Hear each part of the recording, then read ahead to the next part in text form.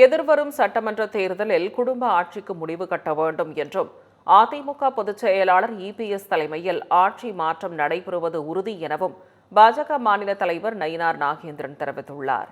இதுகுறித்து அவர் அளித்த பேட்டியை மினி டாக்ஸ் பகுதியில் பார்க்கலாம். திமுகவில் யார் முதல்ல மதிப்புக்குரிய கலைஞர் அவர்கள், இரண்டாவது அவருடைய மகன் மதிப்புக்குரிய நமது இன்றைய முதலமைச்சர் மதிப்புக்குரிய ஸ்டாலின் அவர்கள், மூன்றாவதாக அவருடைய மகன் துணை முதலமைச்சர் உதயநிதி ஸ்டாலின் அவர்கள் இன்றைக்கு மூன்றாவது தலைமுறையாக இன்றைக்கு இருந்து கொண்டிருக்கிறார்கள். ஆக குடும்ப ஆட்சிக்கு முடிவு கட்ட வேண்டும். ஒரு குடும்பம் மட்டும்தான் வாழ வேண்டுமா?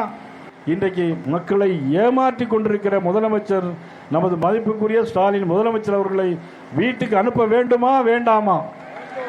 வீட்டுக்கு அனுப்ப வேண்டுமா வேண்டாமா? ஆகவே தான் இந்த தேசிய ஜனநாயக கூட்டணி ஒரு புனிதமான கூட்டணி. தமிழ் மண்ணுக்காக, தமிழ் மக்களுக்காக வாழ்கின்ற இந்த கூட்டணி நீங்கள் ஆதரிக்க வேண்டும். ஆட்சி மாற்றம் உறுதி, புதிய ஆட்சி அமைவது உறுதி. அண்ணன் இபிஎஸ் அவருடைய தலைமையிலே ஆட்சி அமைவது உறுதி. தேசிய ஜனநாயக கட்சி ஆட்சி அமைவது உறுதி.